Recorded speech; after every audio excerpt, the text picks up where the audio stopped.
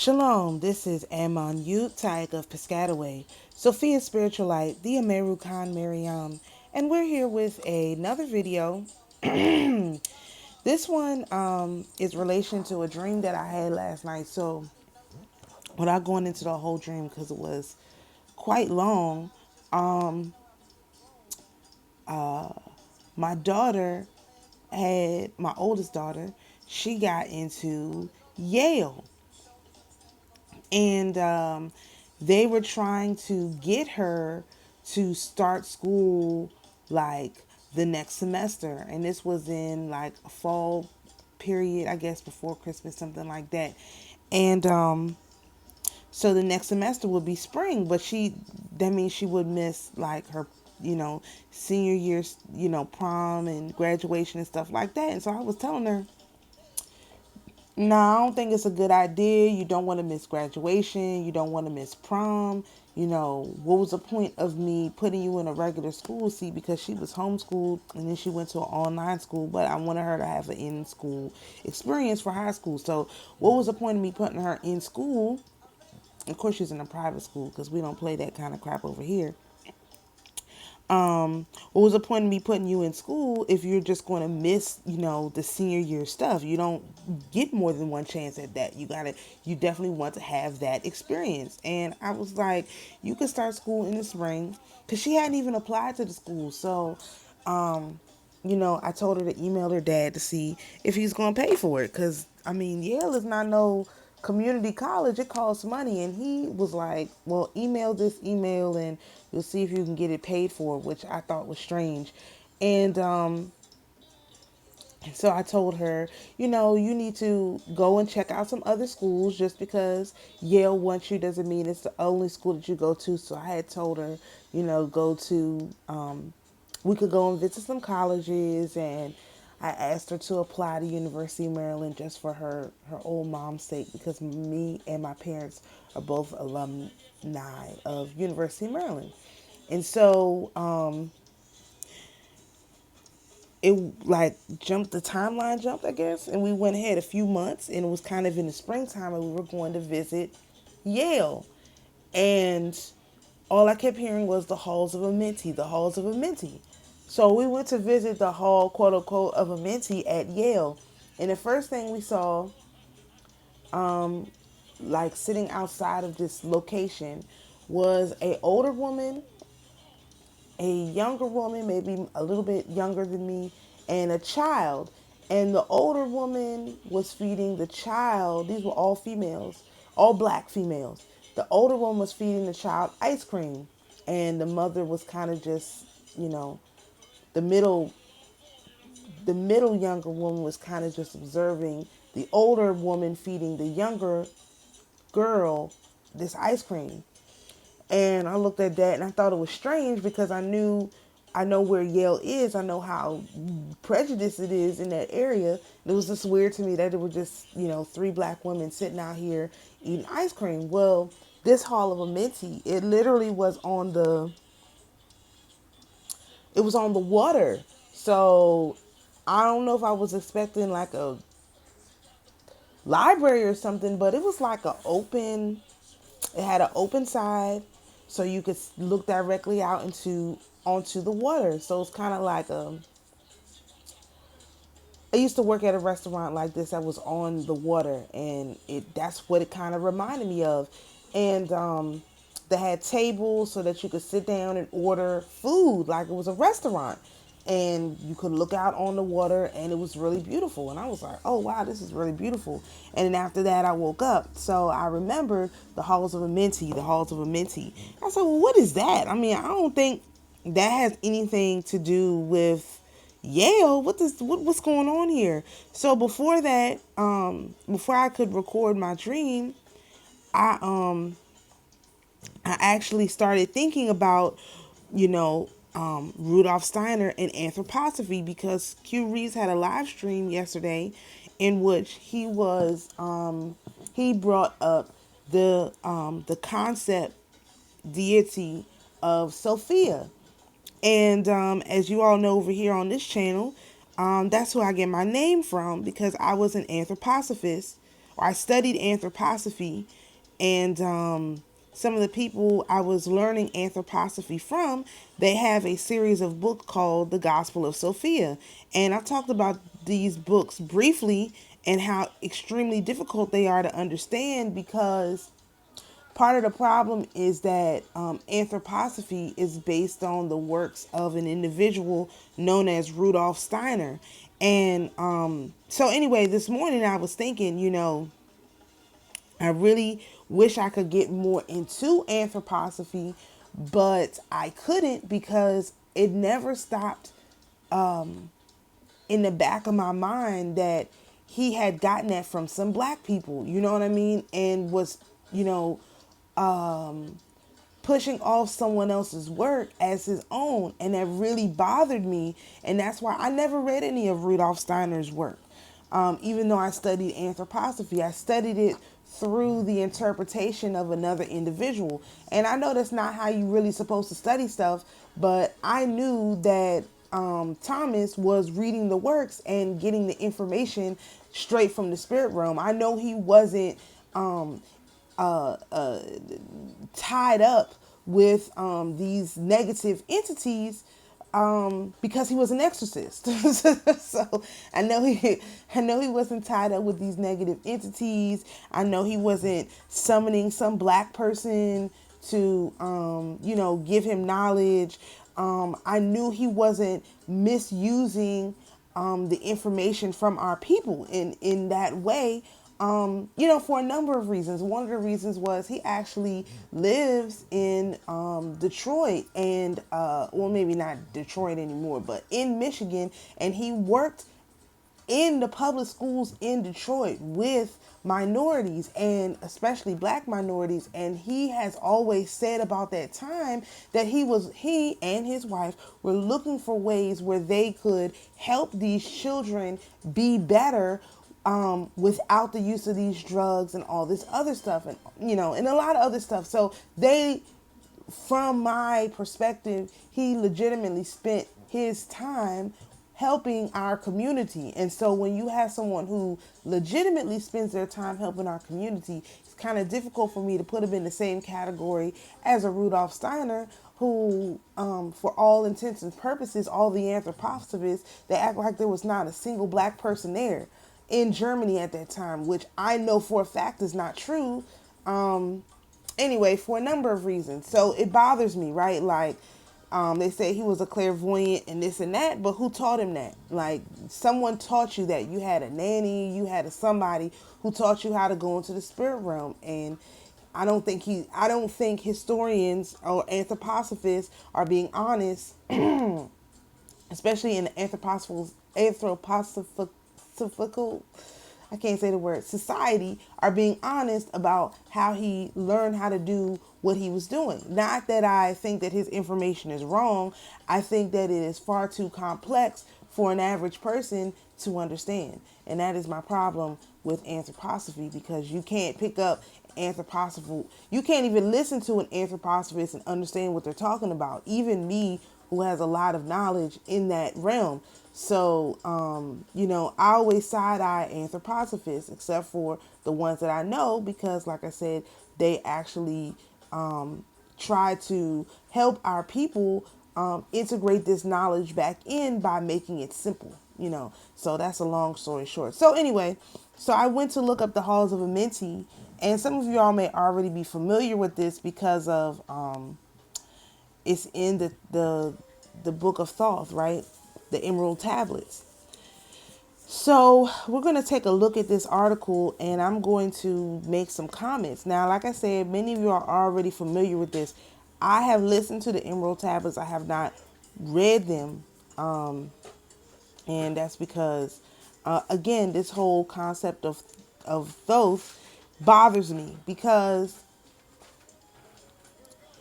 I don't like when I can't understand where information originated from. And so just telling me this guy is Thoth the Atlantean, well, if Atlantis is an area that sunk, why would I want to take this individual's advice. Because if his advice was legitimate, then he would have. I just feel like, why did this place end up being taken down? You know what I mean? Like, I think people just listen to. I think people. I don't want to say, I'm not trying to offend anybody, but I think people accept things, but they don't think about them. Like, okay, Thoth was an Atlantean. Okay, we know Atlantis sunk. We also know that Atlantis was it sunk because they built a plasma weapon to fire at the Lemurians because of some beef that they had. So you mean to tell me I want to take advice from someone whose knowledge was taken and twisted all the way into a plasma bomb and fired at another group of people because they disagreed on how the universe was operating, who they were serving, that kind of thing? That's the person I want to take advice from. I got a problem with that on the surface. I'm not going to just take this man's advice. I need to be directed into the information. So this was the only way they could direct me into this information, because I just think that if Thoth was an Atlantean and Atlanteans sunk themselves, maybe I don't want to be bothered with this knowledge because of how the knowledge was used to destroy a whole civilization. And maybe not destroy it completely, but what was left of that civilization, i.e. this area that's between Atlanta, that point in Canada, all the way down to the Bermuda Triangle, that land that was sunk, why would I be bothered with that? Because that does include where I'm from, which is, I'm sorry to believe, the center of the universe, unfortunately. Just based on, how things are starting to shape out. Like, this is where these so-called leaders were. This is where they were left. So why would I want to believe this? Why would I just accept this on face value without having some explanation on how I could use the information without destroying anything? Everything, not anything, everything. All right, so let's just take a look. All right, about the halls of Amenti. The second emerald tablet is about the halls of Amenti, but what does Thoth mean when referring to the halls of Amenti?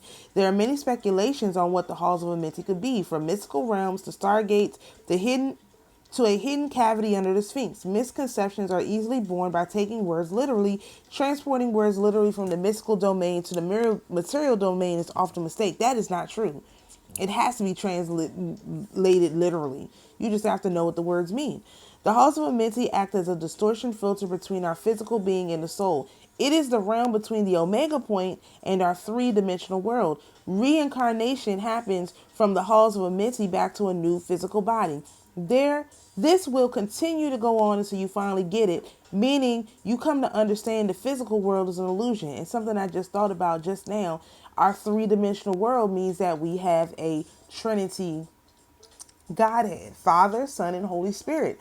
As we move into the fourth dimension, we understand that there is four gods: Father, Mother, Son, and Daughter. Fourth dimension, four Godheads. Okay, anyway, okay. All right, the term omega point, later referred to as new sphere, was coined by Pierre Teilhard de Chardin and stands for the highest level of consciousness, e.g. God consciousness. The omega point is the destination one reaches after passing through the halls of Amenti. The halls of Amenti, which is the ultimate hall of mirrors, is the realm of the great illusion. It is only passable by combining knowledge, wisdom, and a complete lack of karma. So you can't even get into this hall until you have done your karma cleanse. Again, I have that in my pendulum course, okay? If this idea completely resonates with you, there's an immense task waiting for you, okay? So they got some pictures here. He who by progress has grown from darkness, lifted himself from the night into the light. Free is he made, the hall of Amenti's, free of the flower of light and of life. See, you're trying to somebody called the flower of life the daisy of death. That is true. You're trying to get out of the flower of life. You're not trying to get stuck in the flower of life, because it is kind of like a spider web. If you understand the geometry and you just look at it, it looks like a spider web that you get caught in. And you can be free of that if you, understand how this thing works. All right. Projection of a higher reality. The world we live in is a projection of souls. The soul is able to materialize itself through Fourier transforms. FT. Matter is a pure mental phenomenon and not vice versa like science assumes. The material world is a projection of the highest truth down to the lowest projection, where it becomes a tangible hologram which we call matter.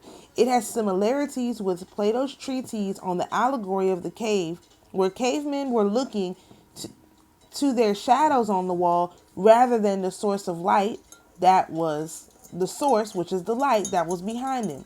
Essentially, matter is a result of minds. Everything seems to be in its place and tangible, so how could it be an illusion? This is a concept that can be very hard to understand. So here's an example of this.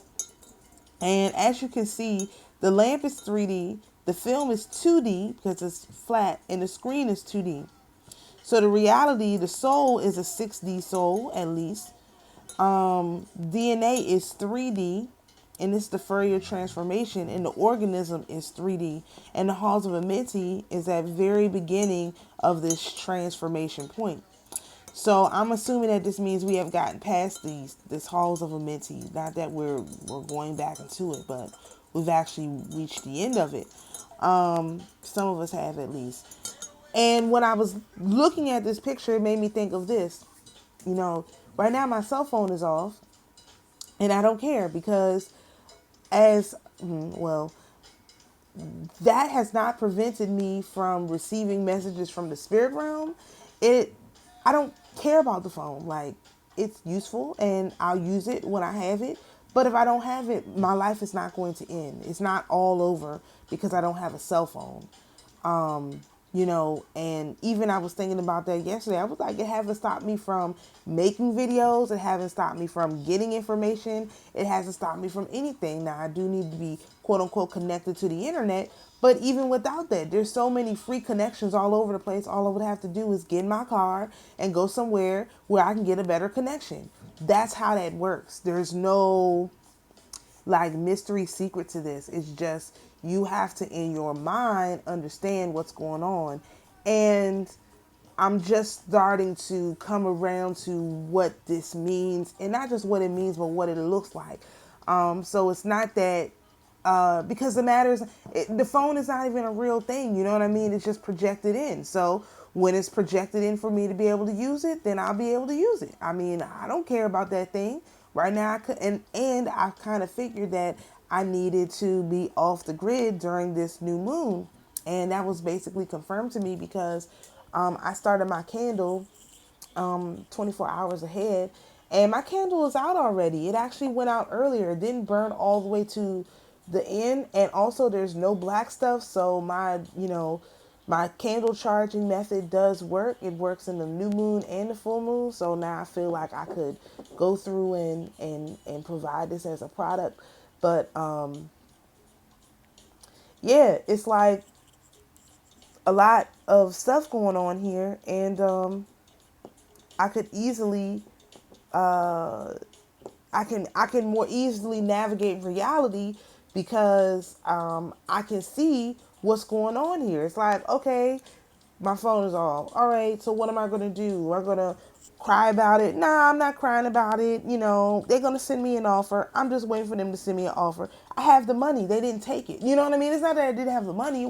The money wasn't the problem. As I frequently mention, the money is almost never the problem. The problem is they do all kinds of weird stuff and they want to get a reaction out of you. And so in order to get a reaction out of me, they're like, okay, well, let's take her phone. She's going to flip out.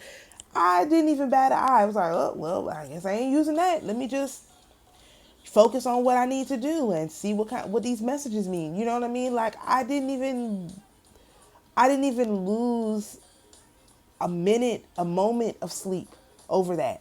And I know that's not what they were expecting at all. Whoever is, doing this, whatever gatekeepers are doing this to me, which we'll get to in a minute. The senses are probing an illusion. We've learned from our birth Sorry, I'm having my morning tea. We've learned from our birth to rely on our senses, and we are conditioned to think in terms of matter over mind. We've been taught the idea of our physical brains, which are made from dead atoms, produce all our thoughts. We have to overcome this superficial idea. Or better, we have to dump this idea completely. It's a false paradigm. When you have fallen for materialistic scientific ideas, you will likely get lost in the halls of Amenti until you finally reach and are able to pass through the first gate guarded by an archon. You will be thrown back into a new body. In our current society, we are trained to rely on our senses as organs of truth. In our daily life, we learn to probe the world through our senses.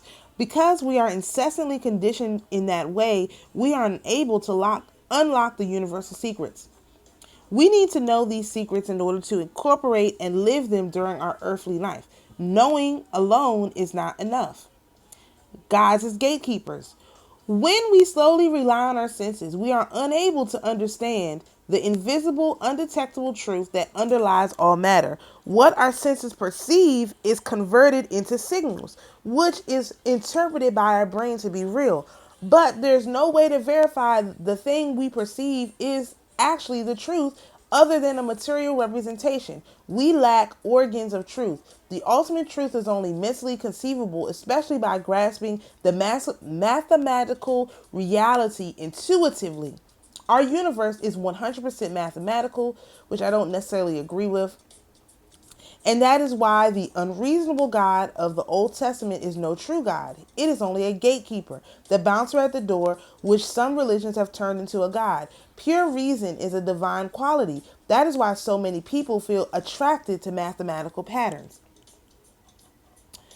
The essence of the human soul is divine, made in God's image, but tragically, most people have no idea what they really are. So this is another tree of life. Now, this really interested me because I saw this and I immediately said, okay, this is another tree of life. This is another way to interpret the birth chart. Meaning going from Earth, I got to figure out what the abyss point is. Moon, Venus, Mercury, Sun, Mars. It's interesting because like I did in the other video yesterday, talking about Bogar. Bogar is over Mars, and Mars is what was brought to my attention, and that's followed by Jupiter. Remember, Jupiter is Gaira, and that's the that's who is over us in our dimension here. And then next is Saturn, and then this eightfold paradise. So remember I did a video that was called The 8 Foods of the Promised Land. Let me read y'all the 8 cities so y'all can understand how this came up. And we're going to get back to that. Hold on. This just came up while I was talking about it. So, the powers. That's what I want to look at, the powers. Okay. Now, I read this in the other video, but I want you to think about this. There are 8 powers, and they've got eightfold paradise. 1, 2, 3, 4, 5, 6, 7. This is all, they have all the astrological constellations there. Okay? But it's eightfold. Even though there's 12 constellations, it's an eightfold paradise. Which is... Alright, so listen to these 8 powers again. Anema. Shrinking. Power of becoming the size of an atom and entering into... So the reason why I mention this is, before you get to Pleiorma, which we'll talk about that in the next paragraph, you can get access to this eightfold paradise, which is these 8 things that I'm reading.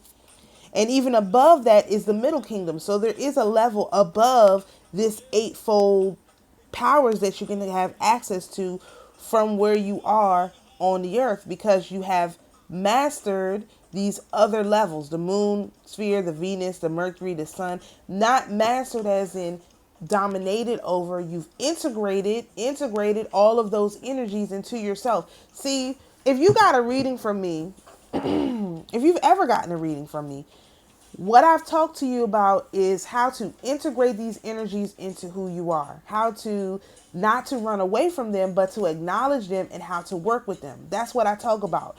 I've simplified it down to relating it to tarot because it is the easiest. If you have a picture you can look at, you can easily understand what's going on. So if I tell you you're in the Three of Swords energy, that's self-sabotage to your heart chakra. That's somebody personally coming at you. Also, you trying to take yourself out. That's what the Three of Hearts is. Three of Swords. If you got the Ten of Cups, that's the happy family. That's everything coming together, things going good, it being very, very easy and joyous. That's the happy family. Once you master all of these things in your chart, by understanding the energies that are coming in, then you can get access to the Eightfold Paradise. None of this is outside of this physical realm. See, because Pleorma is outside of this physical realm. This is still all below the physical realm. This is why all these different deities have come to us, because they're trying to see if they're the gatekeeper for that realm. That's the best way I can understand it. And so as we have mastered each of these different realms, a new gatekeeper revealed themselves. And so as that gatekeeper revealed themselves, instead of bucking back against the gatekeeper, we worked with the gatekeeper. And we said, okay, well, what can we do to help you? We were respectful of these entities and their positions. Meanwhile, you got the Christians with the Hebrew mind virus and the Orthodox and everybody else trying to either ignore these deities or command these deities. We didn't do that. We said, okay, well, how do we work with you? Where can we see you? How do we how do we give you a happy ending? That's all we want. Remember, we always say that. We just want to give these entities a happy ending. How do we give you a happy ending? We know that's what you need. We know we have to work on that. That's not something that magically appears. So what do we do to give you a happy ending? Oh, no one ever asked us that. This is why we haven't had that much resistance. The resistance has been from the quote unquote archons of these different realms who are beholden to the people who make these sacrifices to them. Like, for example, Lilith. Well, Lilith didn't ask for these people to be sacrificing babies and all this bloodshed and all that. That was the people that started giving it to her, created this whole archon entity. And so the archon entity is the one of Lilith, is the one who's been trying to stop us. Not not the divine Lilith, the archon Lilith. They're the same entity, but you have, even within yourself, you have a good side and a bad side. That's how these different deities are. They have a good side and they have a bad side. In Bardon's book, he doesn't go into the bad side of these deities. But because you know what they do, you can understand what their bad side is. So by integrating the energy in, you're integrating in the good and the bad. When you ask for karma, like I did with this Capricorn new moon, you're not asking for only give me the good karma. No, give me all the karma. Let me integrate in the stuff that is negative, like I've tried to do, and let me accept and bask in the stuff that is good. Let me do that. I don't need a gatekeeper to help me with my karma. I just need you to give me the karma so that I can deal with it. Stop giving my good karma to someone else because I don't want to accept my bad karma. And because we did a karma cleanse, if, like I said in my pendulum course, a lot of us don't have this karma thing going on. A lot of y'all do because y'all didn't take the course. But if you did the course, you did the fast that goes along with the cleanse and all of that, and you've really been dealing with your shadow, you don't have this problem. I don't see karma as a problem because I don't have this karmic problem. I've dealt with my karma, and for my bloodline and for my ancestors. We don't have this issue. It's not it don't affect me. I just want the fruits of my labor. I want my good karma. And someone has been tapping into my good karma and stealing it, especially based on how my astrology is. Why am I worried about the bad karma? Anyway, let me read this Eightfold Paradise. You will be able to do these things. Okay, the second one, illimitability, power of becoming mighty and coextensive with the universe, the power of which increasing one's size without limit. Leghima, lightness, capacity to be quite light though big in size. Garima, weight, capacity to weigh a lot though seemingly being small in size. Parati, fulfillment of desires, capacity to enter all the worlds from Brahma to Loga to the netherworld, which would be this whole list right here. Okay? It is the power of attaining everything desired. Prakasium, irresistible will, power of disembodying and entering into other bodies and going to heaven or into Pleorma for and enjoying what everyone aspires for simply from where he stays. Ishtavam, supremacy, having the creative power of God and control over the sun, moon, and elements. This is what these people who are in the magician energy are pretending to do, right? Vash Itavam, dominion over the elements, power of control over kings and gods, the power of changing the course of nature and assuming every form. These are the great cities or great perfections. Eightfold paradise, okay? And we want to definitely do some more working with that particular tree. All right, the Pleorma. According to the string theory, also called the M theory, the three-dimensional physical world has at least 7 dimensions above it. This totals 10 dimensions in all. The halls of Amenti are situated in the higher dimensions and are ruled by pure energetic entities that several religions have called the Lord Almighty, Yahweh, and Allah. Again, this entity is a bouncer at the gates. Plato called it the demiurge. The demiurge has many shapes and forms and guards with the archons the gateways to Pleorma. These energies distort pure vibrations that are emitted by the highest level. I wouldn't say distort. I would say they focus. Meaning, for example, if you have your Mars in Aries, they're going to mirror back to you Mars and Aries energy. So I don't know why they say distort when it's actually mirroring back to you your energy. It's not you don't have to deal with every single vibration as an entity because you were born at a specific place in a specific time. You had specific energy assigned to you. So what you have to do is to be able to deal with the energy that was assigned to you. It's not distorted. It's specifying it. Okay. The energies distort the pure vibrations that are emitted by the highest level, the Pleorma. It is everyone's duty to integrate this. Not overcome, integrate. That's what humanity's real task on earth is. This is all about integrating the energies that were assigned to you. You can integrate the energies that were assigned to you specifically, then you are able to enter into Pleorma through this eightfold paradise and then the middle kingdom. Okay, to be or not to be.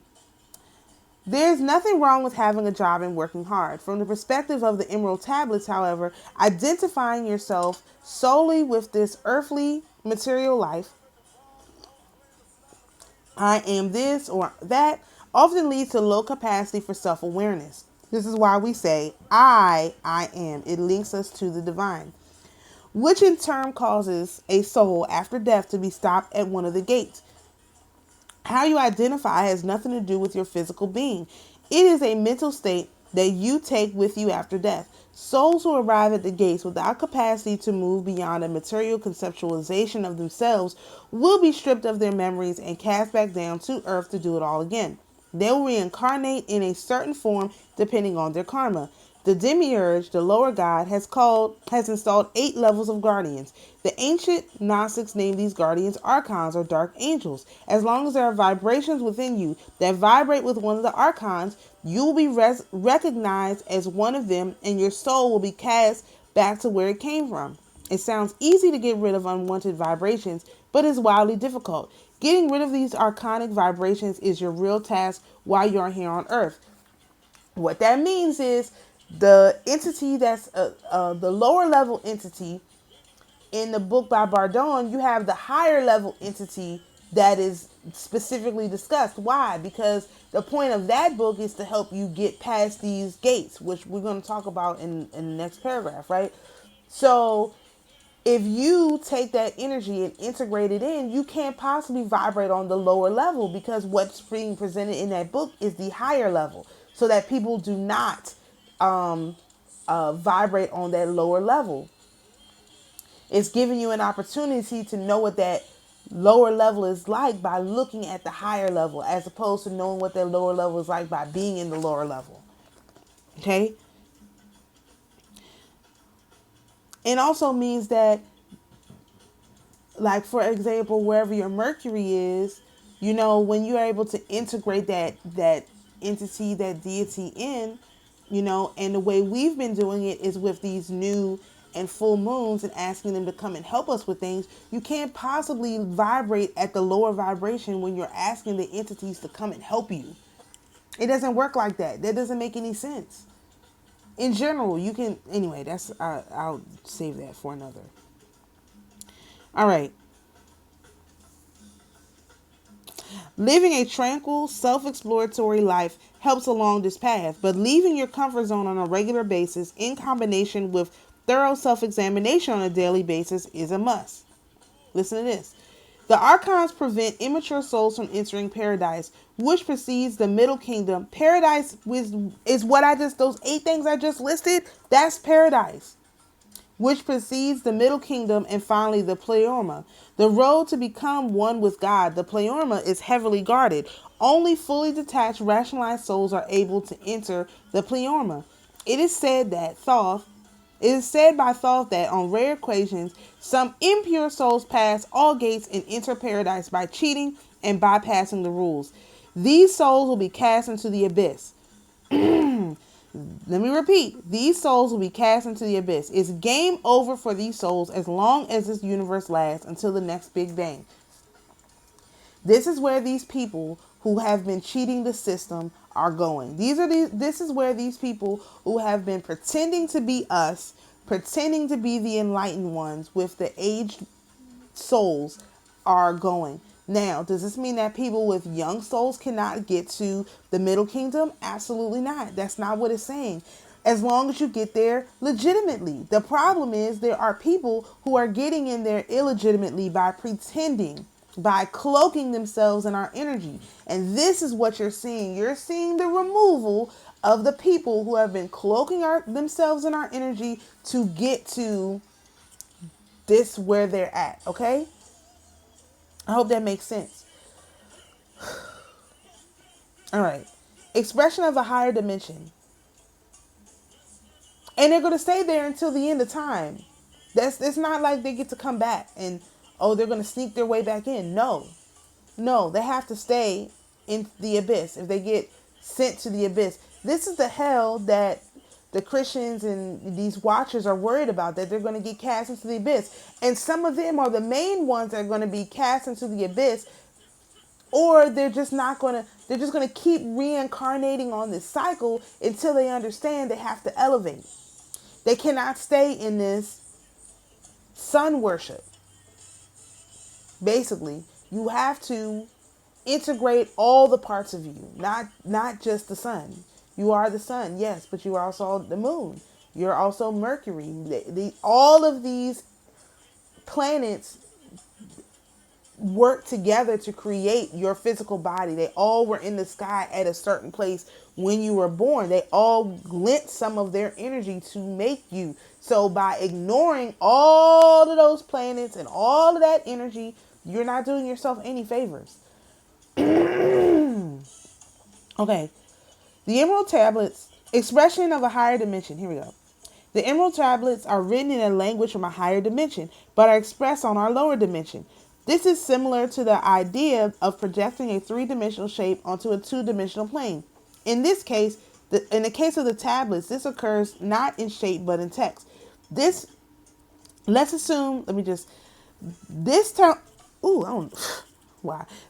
tells me that there are people who are unable to integrate multiple dimensions into one reality. we are able to integrate multiple dimensions into one reality. So it's not like it's being projected from a 3 to a 2. No, it's like, oh, it's we are not two-dimensional. So we have elevated our bodies to understand the three-dimensional world. And we're pretty close to the four-dimensional world. We understand Father, Son, and Holy Spirit means mother, father, son, and daughter. People who are in 3 dimension or in 2 dimensions, they think it's,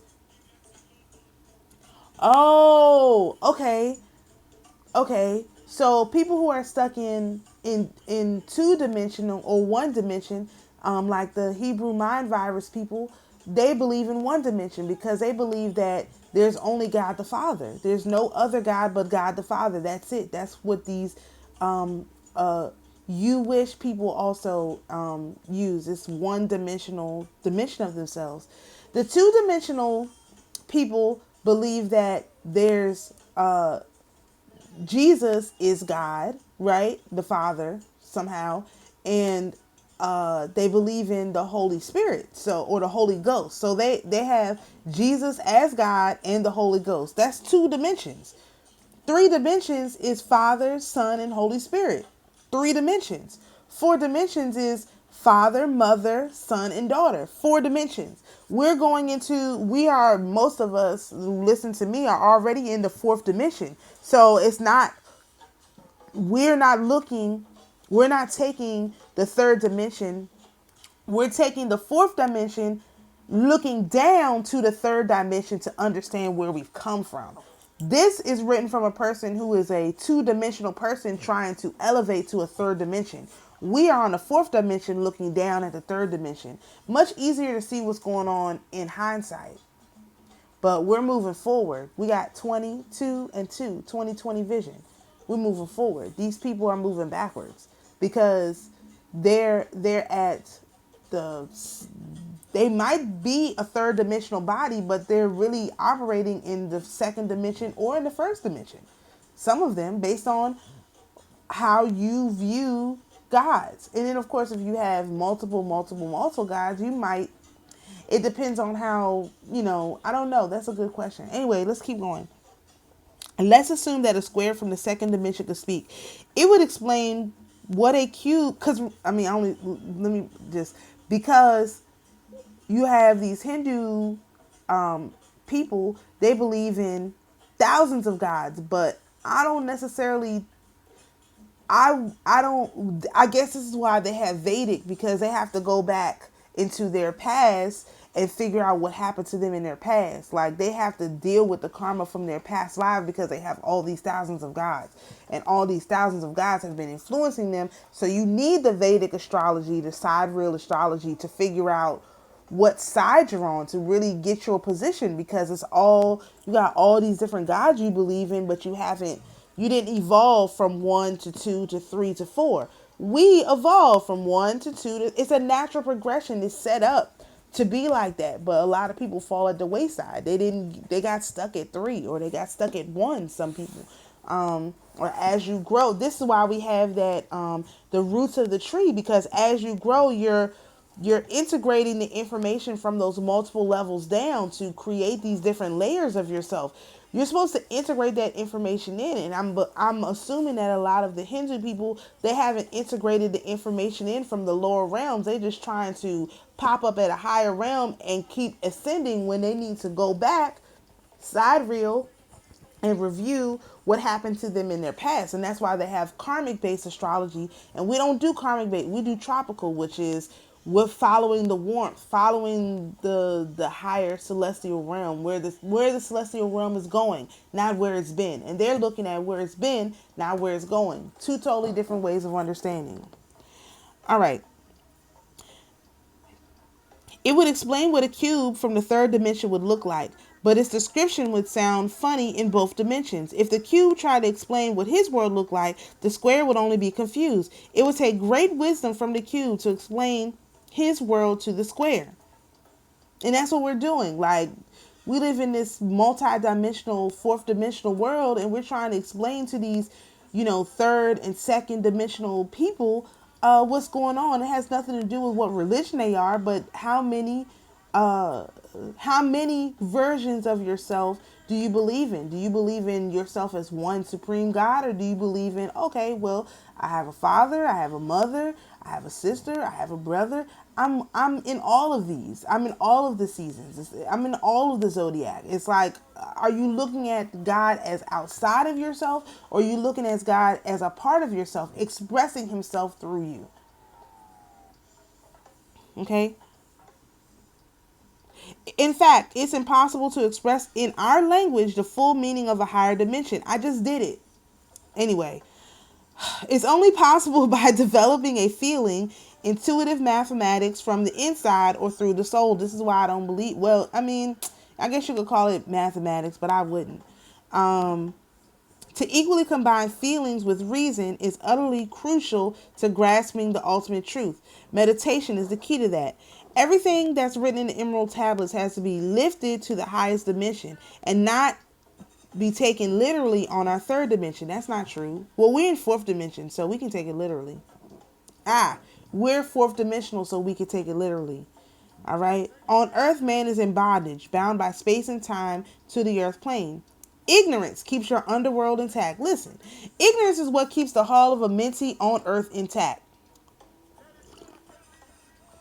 When the ego is not aware, it is just a lower reflection of something higher, the soul. This ignorance keeps the ego in charge of all actions, thus keeping the soul mirrored in the material plane. Every individual is an expression of the universe and is an ever-glowing spark from the eternal fire. Duality, arrogance, jealousy, and darkness exist only by the grace of ignorance. The purpose of life is to outgrow the halls of Amenti and to cast away the veils of the great illusion. Therefore, ignorance must be conquered. And this is the most difficult full-time job one can have on earth. This is why we don't, remember I always say, we don't have time for this little crap that's going on. We got to master ourselves. This is what that means. Ignorance must be conquered. This ignorant thinking, oh my gosh, I don't have a phone, I can't live. That's got to be conquered. I don't care about that. Whatever. They take away whatever I got. I don't care because I can live without it. Something will happen. First of all, I don't have to live without it. Let me start with that. I don't have to live without it. Something will come in and make it happen. Maybe it just takes a day or it takes 2 days, whatever. The mother and the father and the sister and the brother is not going to let me live like a pauper forever. It's for a period, for a lesson, which I hope to Lord Almighty I have learned so that I can move on from this. This is not forever position. This is in the process, right? And it is a full-time job. So don't feel like, again, why is it so hard? It's a full-time job. That's why it's so hard. Excuse me. One step thou hast gained on the long path upward. Infinite now is the mountain of light. Each step thou taketh but heightens the mountain. All of thy progress but lengthens the goal. Thoth. The demiurge and ego. The entity God mentioned in the Old Testament is disobedient from its place of origin, the pleoma or pure love. According to Thoth and other Gnostic sources, the demiurge is not the highest entity, though it represents itself as the highest entity. Listen, it is the highest entity because pure love is not an entity. These people they say stuff, but they haven't even thought it all the way through. Of course, this is the highest entity because pure love is not an entity. How could pure love be an entity? How could source be an entity? All right. Without exception, many organized religions are misleading by not explaining how the world of illusion is constructed. They don't know, just like the person who wrote this has no idea what they're freaking talking about. The God of the Old Testament is the bouncer at the door, but represents himself as the big boss. The bouncer at the door is the big boss because guess what? The big boss gave the bouncer at the door the power to bounce people out. Dude, have these people ever been to clubs? Listen. If you go to a club, just because they use this, if you go to a club, I have to hurry up. You go to a club, you try to get in, the bouncer says you can't get in, you don't have proper ID. That's it. You turn around and you leave. There's nothing you could try to trick the bouncer, whatever, but if you get caught on the inside with a fake ID, you're going to be in trouble. The only way around that is if the owner comes out, a manager comes out and says, okay, let that person in. They're with me. But then the manager or the owner takes responsibility for that person. So most of the time, you don't have managers and owners doing that. They make you come in the door, and then once you get in, then they do something special for you once you're inside. They don't come unless you have to cut the line. You know, that's a little bit of a different situation. But 9 times out of 10, they stay on the inside because the bouncer at the door is responsible for making sure everybody inside of that place is supposed to be there. And if that bouncer messes up and lets in underage people, whatever, they get bribed or whatever the case may be, that bouncer could lose their job. So no, I don't understand why. This is not complicated. These people have never been to clubs, okay? This entity or deity disturbs the universal truth. He doesn't disturb, he focuses it. If he knows you're supposed to have learned this information with Mercury, he makes sure you learn it. Like, I don't... Okay. Disturbs the universal truth like a color filter in front of a camera and makes it even harder to find the truth. That's not true. Gaining self-knowledge is the most important step in gaining wisdom. That is true. Start to practice by radiating love and compassion around you. No, start to practice by learning who you are, learning where your planets are, learning where your placements are, learning who's assigned to you, finding your saint, letting your saint help you. All the stuff we've been talking on this channel for a year and a half. Why is that so hard? Because in most cases, the little me, the damaged ego, full of self-pity, stands in your way to unlimited freedom and enlightenment. The demiurge stated, I am God and there is no other God besides me. It was saying, in other words, there are other gods, not only besides me, but even above me.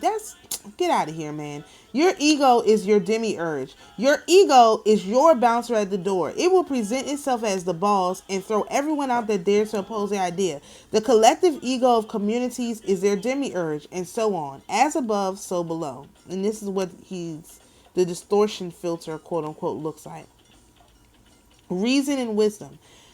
Reason and wisdom provide a way out of the rabbit hole. These are divine qualities needed to pass through the halls of Amenti. The material projection of your soul will be recycled again and again through the halls of Amenti as long as reason and wisdom are not your highest values. But that is not enough. Feelings and emotions are the lowest qualities of humans. Think of the 3 lower chakras since they developed first. Pure reason, including intuition, are the highest qualities. Think the 3 highest chakras. The essence of divinity, that is to say, escaping the halls of Amenti, is to balance these 2 qualities equally in the heart center at all times, and not to prefer one over the other. Now, I will add to this that I'm starting to believe that we are supposed to balance these in the throat chakra and not in the heart chakra. I think men have to balance it in the heart chakra because that is the middle for them. But I think women, since we are connected to the star point, which is underneath our feet, that the middle from the star point to the top chakra is the throat. Or something like that. I don't know. I haven't really thought it out. But I just think that it's men who have to deal with the green light and it's women who have to deal with the blue light. That's a better way of putting it. Okay, the universe is mathematical. It is nothing else. That is not true. Emotions and faith won't help you find the keys. That is not true. Nor will intellectualism alone help you find the keys. That is true. Balance between them all is necessary. That is also true. Why he said emotions and faith won't help you is beyond my understanding, because it will help you. Reading will bring knowledge, but sharing your thoughts and reflections with people who stand on your level or even higher is the most important thing to do in your life. That is true. You have to talk to people. Inner reflection, introspection, and understanding what drives your feelings and emotions are all a must in order to gain consciousness. Much of this is done through meditation. Socrates already said it. The unexamined life is not worth living. Remember that for the rest of your lifetime. This is the only real task human has on earth. Spoke to me then the voice, go as yet will, so it be decreed. Master are ye of your destiny, free to take or reject at will. Take yet the power, take ye the wisdom, shine as a light among the children of men. So we're going to actually go through this some more, but I have to go. So hopefully this has been helpful to some people out here. We're already out of the halls of Amenti. We've already navigated our way through. But now we're reflecting on how we were able to navigate through. That's what it means when you get to this level. We're on the fourth dimension. We see all the glory of the fourth dimension, and now we have to look back on our third dimensional reality and figure out how things came into be. And so I hope that is helpful for people, and we're definitely going to continue to do that on this channel. I hope this meets you all well. If you find my work to be helpful, you can like, comment, share, subscribe, unlike, unshare, unsubscribe, uncomment. Feel free to send me a Cash App at my Cash App is in the thing, Dominique Rebel. And we'll be back soon with some more hopefully helpful information. Shalom, and we'll see you in the next video.